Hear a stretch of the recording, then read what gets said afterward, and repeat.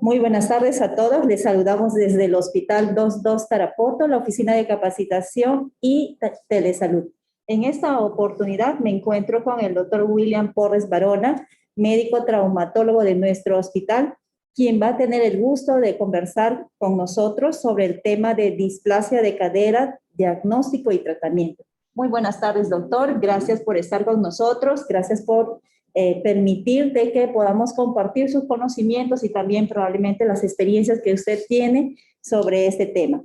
Sin antes indicarles, por favor, que todos los participantes, ya sean por Face o los que están ingresando también por Zoom, no olviden registrar su asistencia en el link que acabamos de poner en el chat para poder posteriormente hacer entrega de las constancias de la participación de cada uno de ustedes. Doctor, muy buenas tardes, y le damos entonces el permiso para la ponencia. Buenas tardes a todos. William Porres Barona, un placer. En el día de hoy me ha tocado la honrosa misión de hablar de un conversatorio sobre la displasia de cadera. Displasia de cadera como enfermedad bastante frecuente y que tiene un tip muy importante. La displasia de cadera diagnosticada antes de los 6 meses es una displasia de cadera de efectivo tratamiento y correcto resolución. Ahora, después de 6 meses, el tratamiento ya es un poco incómodo y a veces no tiene el resultado que se espera. Partiendo de ahí podemos decir que el concepto de displasia de cadera incluye una serie de malformaciones o de trastornos formativos, ¿no? De lo que es el acetábulo o la cabeza femoral o inclusive los dos. Este tipo de defectos de formación en la articulación de la cadera va a provocar un desliz, o sea, una luxación o pérdida de las relaciones anatómicas entre las superficies articulares del fémur y del acetábulo, provocando un diagnóstico conocido como luxación congénita de cadera. De ahí la relación que existe entre la displasia de cadera y la luxación congénita de cadera, teniendo como causa inicial la displasia de cadera. Ese es el concepto aproximado. Para toda cosa en traumatología y ortopedia existe una clasificación. La clasificación es como el apellido que le damos a todas nuestras enfermedades o patologías, ¿no? Nombre y apellido para hacer un diagnóstico y en consecuencia un tratamiento correcto. La clasificación de la displasia de cadera tiene 3 tipos de clasificación. Una displasia de cadera sin luxación. 2, una displasia de cadera subluxada, o sea que se ha movido pero no completamente la cabecita femoral. Y 3, una displasia de cadera con luxación completa de la articulación. Para hacer un diagnóstico, avanzando un poco en la conversación, para hacer un diagnóstico de este tipo de enfermedades, se requieren 3 elementos fundamentales. Primero, la anamnesis. La anamnesis o interrogatorio elemental para hacer un diagnóstico. El examen físico elemental con 3 maniobras que vamos a explicar más tarde, más adelante. Y ya como tal, los medios diagnósticos como ecografía y radiografía. Comenzando, la anamnesis. La anamnesis hay que pensar que estamos frente a una displasia de cadera siempre que existan antecedentes, por ejemplo, de primiparidad. La primiparidad en el primer niño es muy frecuente que aparezca en displasia de cadera. La macrosomía fetal, los oligodriamnios, o sea, poco líquido en la cavidad uterina. Los antecedentes familiares de una displasia de cadera. Elementos importantes como son el sexo femenino. Se ha estudiado que las hormonas femeninas de la madre provocan hiperlaxitud en cápsulas y ligamentos de la articulación de la bebé y provocan frecuentemente la aparición de la displasia de cadera. Otro elemento importante es la postura de nalgas. O sea, un bebé, la postura de nalgas por compresión puede provocar trastorno también de la displasia, entonces llevan la displasia de cadera. Otras enfermedades asociadas, por ejemplo, como la artrogriposis, el Down, los equinovaros, la escoliosis congénita, todo se asocia a este tipo de enfermedad y son importantes a la hora de un diagnóstico en el caso de la anamnesis. Luego nos confirmamos el diagnóstico con el examen físico. El examen físico tiene tiempo y edad. Cuando son, les repito, un examen físico, una primera consulta de un traumatólogo, en este caso un pediatra y un ortopeda pediatra, ¿no? Debe ser, y lo pido así encarecidamente, debe ser antes de las 72 horas de nacido el niño. En esos 3 días se logra un diagnóstico certero, un diagnóstico preciso y por lo tanto además en consecuencia un tratamiento correcto. Por supuesto, todos no estamos exentos de esto, siempre vamos a tener algún paciente que tiene 2 años caminando con una displasia de cadera, que eso es lo muy frecuente también. Pero vamos a hablar en este momento de lo que supuestamente es lo correcto. El niño apareció en consulta, traído por sus padres y con una corta edad que permite entonces hacer algunos diagnósticos y evoluciones favorables. En este caso, un niño que tiene menos de 6 meses de evolución de nacido, siempre acude al consultorio porque el padre o algún médico le plantea el error o la duda de que los pliegues cutáneos no coinciden. Esa es la primera causa de consulta a un niño por el caso de las caderitas, ¿no? Teniendo en cuenta que esto no es realmente, ya se ha estudiado que la displasia de cadera no tiene relación con los pliegues cutáneos. Existen displasias de caderas con pliegues cutáneos normales y viceversa. O sea, que no define un diagnóstico de los pliegues cutáneos, sin embargo, son los primeros que vienen como duda, ¿no?, de los padres a la consulta. El bebé, lo principal que tiene es que al examen físico usted lo examina sin ropa y el bebé es incapaz de lograr la evolución total de la cadera, conociendo que la cadera de un niño, por la laxitud que tiene sus articulaciones, puede inclusive llegar a 90 grados, el muslito, la parte externa del muslo sobre la camilla, que es lo normal. Un niño que no haga eso provoca, o sea, ya presupone la idea de que hay una lesión articular que limita la evolución, entonces existe la posibilidad de una luxación de cadera. Aquí se hacen 3 cosas fundamentales. Hay 3 maniobras que son indicativas de este tipo de lesión. La maniobra de Ortolani, que todos conocemos, la maniobra de Barlow y el signo de Galeazzi, perdón. La maniobra de Ortolani consiste en reducir una cadera luxada previamente, ¿no? La maniobra de Barlow consiste en luxar una cadera que está normal y la maniobra o la técnica de Galeazzi para la medición de la altura de las 2 rodillas. Comenzamos. La Ortolani. El Ortolani, ¿cómo se realiza el Ortolani? El Ortolani se coloca el pie del paciente en 90 grados a la cadera, en 90 grados a la rodilla. Con el dedo índice se coloca sobre el tocante menor, el dedo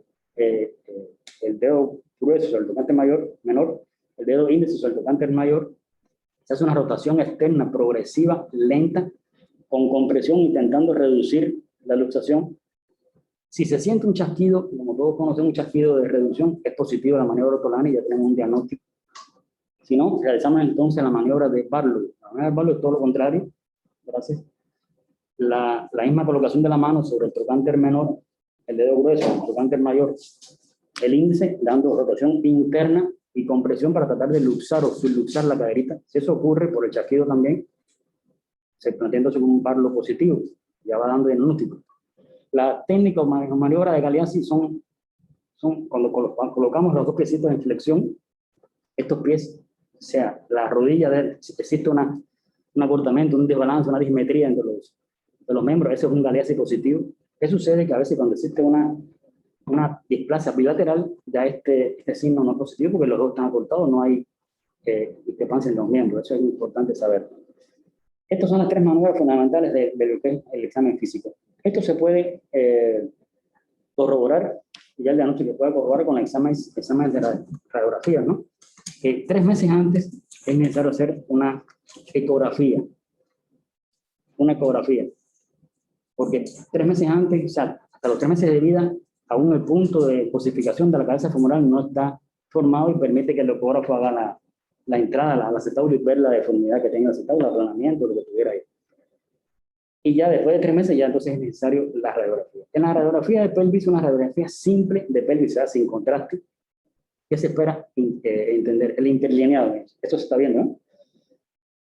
El interlineado de la cadera. Aquí vemos el interlineado de la cadera. Aquí hay varias líneas, un poco complicado para intentar explicarlo. La primera línea, la longitudinal, es la línea de Perkin. La línea de Perkin pasa tangencial a la ceja acetabular y corta longitudinalmente todo el fémur. Otra línea que se traza es la línea de Engel-Reiner, que pasa a través del cartílago fisario triradiado, donde se cortan estas líneas. No hay un marcador, ¿no? No tenemos marcador. Donde se cortan estas líneas, acá se cortan las líneas, acá, ahí, bueno, ya, ahí está. Donde se cortan las líneas existen unos cuadrantes. El cuadrante es 2 cuadrantes internos y 2 cuadrantes externos. El cuadrante infrainterno es donde supuestamente debe estar la cabeza femoral o el punto de osificación de la cabeza femoral. Recuerden que a esta edad a veces no hay cabeza femoral o hay retraso en la osificación, entonces no se ve mucho el punto de osificación. Pero supuestamente allí es donde debe estar lo correcto, que esté el punto de osificación en ese punto. Ahí no hay enfermedad. Si estuviera arriba, o sea, en cuadrante superior, más centrado a la cabeza, al acetábulo, mejor todavía. menos diagnóstico. Ahora, ¿dónde está el problema? En los cuadrantes externos. El cuadrante infero-externo se presupone una subluxación de la cabeza femoral, y en el caso de acá, como estamos viendo a la derecha, ya cuando hay una elevación del punto de osificación de la cabeza femoral al cuadrante supero-externo, ya hay una luxación como tal de la articulación. Otro punto, tenemos el arco de Chain-Tomenard, el arco de Chain-Tomenard, que es una continuación entre la cortical interna del fémur y la parte superior o el techo, ¿no?, del agujero obturador. Esa línea de Chain-Tomenard también plantea la posibilidad de una estabilidad en la articulación. Con eso se pierde esta relación, es un aumento, una elevación del fémur, y eso hay una luxación como tal. Y por último, no menos importante, muy importante para el seguimiento, cada 6 meses hace seguimiento de este paciente, pero lo más importante es la ceja acetabular, o sea, el índice acetabular. Una línea que pasa tangencial igual a la ceja acetabular y corta la línea de Ingelheimer.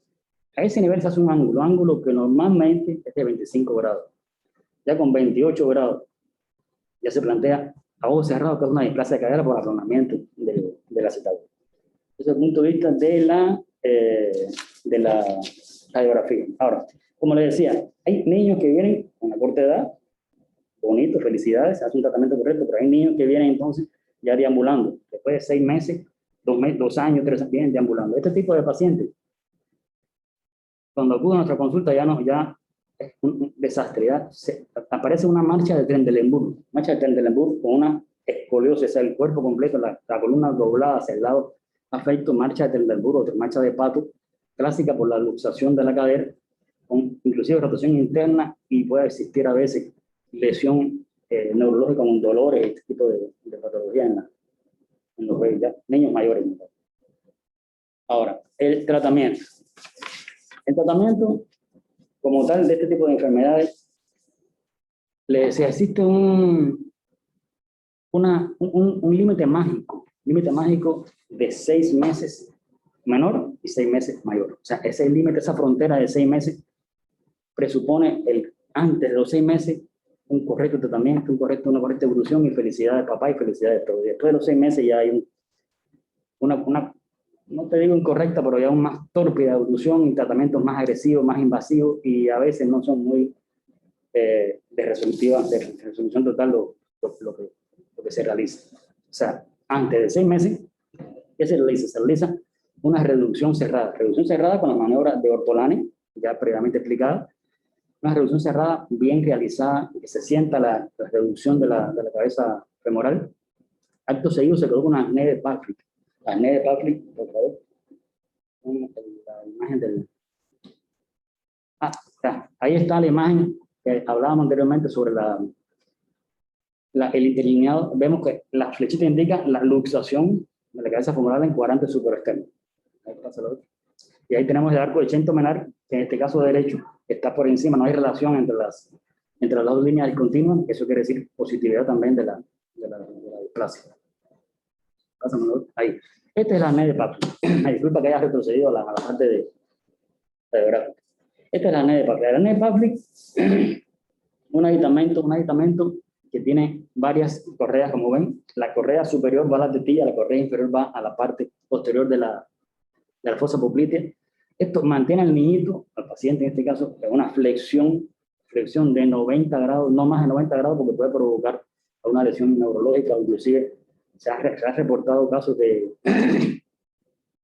la necrosis aséptica de la cabeza femoral por esta causa de hiperflexión, o sea, hasta 90 grados, y una abducción de las caderas de 90, de 45 a 60 grados, disculpen. De 45 a 60 grados es el rango de seguridad que sabemos que está la cadera, y 60 grados está la cadera supuestamente reducida y supuestamente en su sitio. Esta apnea de Patrick se coloca por 4 meses. 4 meses sin retirar a la hora del baño, sin retirar a la hora de dormir. 4 meses continuos. Es esencial que el paciente, o sea, en este caso el padre del paciente, reconozca la importancia de la hemolización. A las 6 semanas se va haciendo una comprobación, o sea, un control en concepto externa. Primero evaluando ortolanis, viendo si se está reducido o no, e inclusive si hay mucha duda, radiográficamente ver la cabecita todavía dentro de la reducción. Eso es importante cada 6 semanas. A los 4 meses en dependencia de la capacidad de abducción normal y equidistante de las dos caderitas, en dependencia de un ortogonal negativo, eso es importante saber, es el elemental, e inclusive de rayos X, viendo una ceja acetabular, una índice acetabular en 25 grados aproximadamente o menos, es que se puede dar de alta al paciente en el caso del Papli, y que se retira progresivamente, primero 2 horitas al día, después 3 horitas, y progresivamente se va viendo la evolución y se logra un buen resultado de este tipo de enfermedades. Ahora, ¿dónde se complica la cosa? Cuando ya sube la edad del paciente, llega a consulta un poco tardío, como explicaba anteriormente, ya de 6 meses a 2 años, ya el acné de Papli no funciona. No hay niño tranquilo con una acné de Papli de 7 meses, y mucho más grande. Ya el niño gatea, ya el acné de Papli es insoportable usar, y eso no... El acné de Papli, en los casos de los papás que no tienen posibilidad de tener un acné de Papli, se puede utilizar 3 pañales. Eso hasta ahora salva un poco el juego. 3 pañales con el cangurito que usan los padres para transportar a los niños, de repente mantienen la evolución del bebé y puede servir. No es lo elemental, me gusta la acné de Papli, y hay otras emulsaciones más, otros nombres, otros usos, pero este es el que se usa con más facilidad y aparecen en Perú. Entonces volvemos al tema de los 6 meses en adelante hasta los 2 años. Hasta los 2 años el acné de Papli que no sirve, va a requerir entonces el paciente una tracción por partes blandas de aproximadamente 2 semanas. Hay quien plantea 3 semanas. Puede ser modificable. 2 semanas en tracción para evitar, o sea, para este caso bajar el fémur lo más posible a la altura del acetábulo. Entonces, intentar una reducción cerrada bajo anestesia. Importante, bajo anestesia.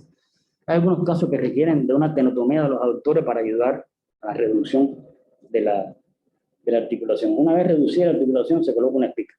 Todos sabemos que la espica incluye 3 articulaciones, tobillo, rodilla y cadera. Una espica que va a estar, igual que le decía de la acné de Papli, va a estar en un rango de seguridad de 45 a 60 grados de abducción, que es un gran rango de seguridad, perfecto está, y con hasta máximo 90 grados de flexión de las caderitas para evitar lesiones neurológicas importantes. Esta espica va a estar 4 meses. 4 meses evaluándola, viendo el estado, por supuesto, de la piel, el estado vascular, cosa que hay que ver además del enyesado, hay complicaciones del enyesado. Este yeso se puede retirar a los 2 meses, porque el niño va creciendo. Se retira a los 2 meses, pero se retira igual, es una zona de confort, una sala de operaciones con anestesia se da al paciente para ver si logramos evitar que se pierda la reducción que se ha logrado con el yeso anterior. Ese es el tratamiento de los niños en aproximadamente 2 años. Ahora, ya después de 2 años, ya el tratamiento incluye tratamiento quirúrgico. Ya son tratamientos quirúrgicos, ya se llama, hay que hacer realmente osteotomías. La osteotomía para la pelvis, osteotomía para el fémur. En el fémur lo que se logra es una osteotomía para reducir el tamaño del fémur, vuelvo y repito, para acercar la cabeza femoral a la acetábulo y que venga entonces la relación anatómica, ¿no? de la articulación, pero no son muy efectivas. El efectivismo de verdad se logra en las osteotomías pélvicas. En este caso, osteotomías del ilíaco, que también tiene edades, ¿ya? La osteotomía del ilíaco se realiza, por ejemplo, hasta los 6 años de edad, se realiza la osteotomía innominada de Salter. Innominada de Salter es una osteotomía en la que se realiza una cuña, un corte en cuña al ilíaco, se separa o se abre el ilíaco para dar mayor cobertura del acetábulo a la cabeza acetabular, del acetábulo de la ceja acetabular a la cabeza femoral, y se fija en ese sitio. Se logra bastante resultado positivo con esta innominada de Salter hasta los 6 años. Luego ya de 6 años a 10 años hay otras técnicas, la acetabuloplastia de Pemberton, el Bucchiari, el Steel. Son técnicas quirúrgicas que en realidad no son demostrables para un poco más complejo el tema. Bueno, resumiendo en este caso, importante. A modo de resumen podemos decir que el trabajito ha estado encaminado a 3 temas fundamentales. Primero, ver o imaginarse la aparición de la enfermedad antes de que ocurra. En este caso, una primiparidad, una gemelaridad, una presentación de nalgas, estas cuestiones que son antes del parto, antes del nacimiento del bebé, ya te van indicando la posibilidad de antecedentes patológicos familiares de displasia de cadera. Estas cosas van encaminando el diagnóstico. Lo segundo sería, y mucho más importante, lo repito, lo dije al principio, lo repito ahora como último tema, el correcto y precoz diagnóstico de la displasia de cadera. Un diagnóstico precoz, manteniendo hasta 6 meses o antes de los 6 meses el diagnóstico y tratamiento de una displasia de cadera, nos lleva con felicidad, nos lleva un bello tratamiento, un bello final. Lo contrario sería cuando excede los 6 meses el diagnóstico y, por supuesto, el tratamiento. Muchas gracias. Bien, gracias, doctor. Gracias por compartir su experiencia. No sé si tuvieran alguna pregunta, alguna inquietud, alguna participación de ustedes. ¿No hay por el chat? ¿No? ¿Qué tan importante es entonces diagnosticar, ¿no?, antes, a tiempo, para poder tener pues una mejor, diríamos, respuesta a un tratamiento quirúrgico o correctivo en todo caso, ¿no, doctor? Hay algunas enfermedades que se van contracturando los músculos, se pierde la elasticidad de las articulaciones. Una vez que ocurre esto, ya dificulta el tratamiento de un traumatólogo o un ortopeda, porque no hay forma posible de tú alargar un tendón o un músculo que no lo lesiones. Eso. De hecho. Bueno, doctor, un último mensaje quizás para las personas que están escuchando sobre este tema, profesionales que están escuchando este tema, qué hacer de repente desde la parte primaria, en qué momento referir. Bella palabra, primaria. Si tuviéramos un sistema que los pacientes llegaran antes de estar complicados, sería una maravilla. Por supuesto, tenemos puestos de salud en varias zonas, ¿no?, brincadas. Darle alguna indicación a los médicos que están en esa zona, para que a pesar de que no son traumatólogos especialistas, sepan o diagnosticar parcialmente, supuestamente, la displasia de cadera antes que nos llegue acá, con ese grado de tiempo pasado, de esa complicación por el tiempo del diagnóstico. Bien, gracias, doctor. Gracias. Entonces, recordándoles que, por favor, registren su asistencia en el link que habíamos enviado en el chat. Y bueno, nada, solo agradecerle, doctor, y gracias a todos y tengan ustedes muy buenas tardes. Chao. Un besito.